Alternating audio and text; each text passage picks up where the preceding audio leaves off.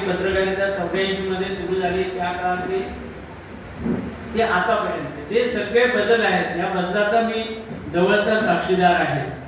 कधी कधी अलीकडचे सगळे जे हे बदल आहेत, एकूणच समाजकारण, राजकारण आणि एकूणच व्यवस्थेतले बदल देखील अस्वस्थ करतात, हे या ठिकाणी नमूद करतो.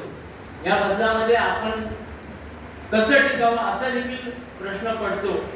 पण मी या निमित्ताने एक गोष्ट सांगेन की सुरुवातीच्या काळामध्ये लोकसत्ताचे संपादक आदरणीय माधवराव गडकरी यांचं चौफेर आणि दृष्टिक्षेप हे दोन सदर त्या लोकसत्तामध्ये यायचे आणि त्याच्यामध्ये लिखाण वाचत आदरणीय सागरचे संपादक निशिकांत जोशी यांचं प्रवाह नावाचं जे सदर होतं त्यातलं लिखाण वाचत माझ्यासारखा पत्रकार इथपर्यंत येऊ शकला, त्याची कारणं ती आहेत. त्यांनी लिहिलेले जे आर्टिकल्स होते ते सातत्याने मी वाचत आलो. दृष्टिक्षेप मध्ये माधवराव गडकरी महाराष्ट्रातील अनेक जे समाजापासून दुर्लक्षित असलेल्या घटकांबद्दल ते लिहायचे, अनेकांना न्याय द्यायचे. ती पत्रकारिता मला वाचता आली, पाहता आली. मला वाटतं त्या अर्थाने मी सद्भाग्य आजच्या घडीला कदाचित नव्या पिढीचे नव्याने आलेले पत्रकार विचारतील ही कोण नावं आहेत, पण आपल्याच कोकणातील सागरचे संपादक निशिकांत जोशी यांनी प्रवाह नावाचं सदर लिहायचे, दररोज लिहायचे. त्या सदरामध्ये त्यांनी मांडलेली भूमिका तरुण भारत नुकता सुरू झालेला. म्हणजे माझ्या माहितीप्रमाणे प्रमोद 5 पेपर फक्त कदाचित 10 पेपर कुडासारख्या शहरामध्ये देखील येत असतो, अशी ती तो काळ होता आणि ती स्थिती होती. पण एक गोष्ट 100% आहे की पत्रकारितेला त्या काळामध्ये आणि नंतरच्या गेल्या 20 वर्षापेक्षा अधिक पूर्वीच्या काळामध्ये फार चांगलं एक महत्व होतं, मान सन्मान होता. पत्रकारांच्या नावाला एक व्हॅल्यू होती.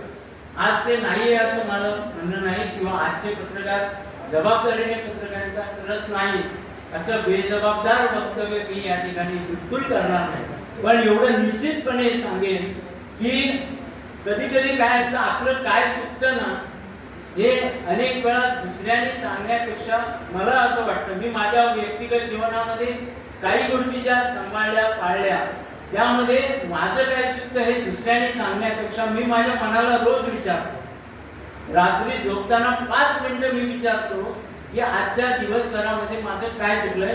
डेफिनेटली मला असं वाटतं की त्या प्रश्नाचं उत्तर दुसऱ्या कोणी सांगण्यापेक्षा, शेजाऱ्याने सांगण्यापेक्षा, मित्राने मैत्रिणीने कान उघडणी करण्यापेक्षा आपल्या स्वतःला समजतं.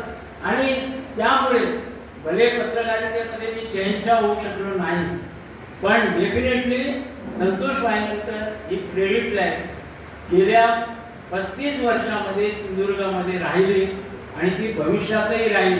नाव घेतल्यानंतर कधीही कोणाला, माझ्या मित्रांना, माझ्या संगड्यांना, माझ्या सहकार्यांना कधी असं कमीपणा येणार नाही याची काळजी मी माझ्या पत्रकारितेत करत राहिलो. त्यामुळे आपण देखील सर्वांनी जे पत्रकारितेच्या विशेष करून क्षेत्रामध्ये आहेत, रवी गावडे मागे बसून ऐकताय, ते त्यांना माहिती आहे माझा स्वभाव हा अशाच पद्धतीचा आहे, जे आहे ते स्पष्टपणे मांडतो. आणि त्यामुळे अनेक वेळा पत्रकार पुरस्कार सोहळे असतील किंवा कुठल्याही, अलीकडे आधी एक भीतीदायक स्थिती अशी झालेली आहे की आपल्या कोकणामध्ये नाही आहे, परंतु शिवण साहेबांना देखील माहिती असेल की उर्वरित महाराष्ट्रातील काही भागामध्ये पुरस्कारांचे वितरण हे विक्री करून केले जातात. या कुडाळ तालुका पत्रकार संघाने हा पुरस्कार जाहीर केल्यानंतर विजय पालकरचा फोन आला. मी म्हटलं हो मी येणार.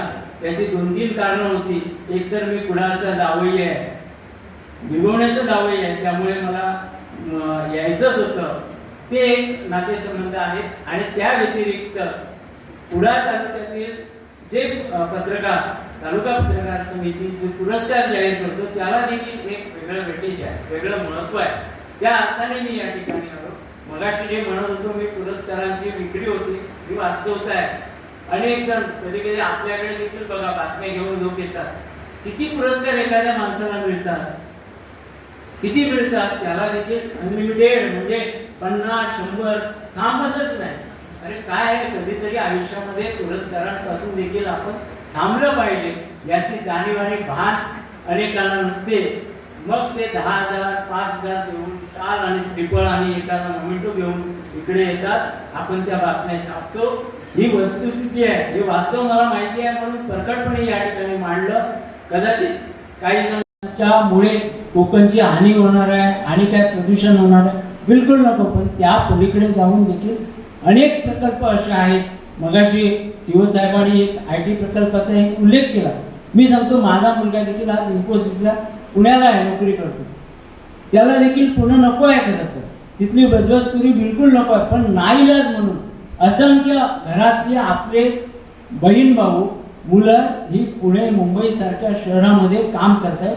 याचं कारण आपल्याकडे त्या संधी आज उपलब्ध नाहीत. याचा विचार देखील रवी गावडे आपण सगळ्यांनी करण्याची गरज आहे. राजकीय नेते देतात म्हणून बातमी न छापता त्यावरचं तुमचं भाष्य तुम्ही करण्याची आवश्यकता आहे.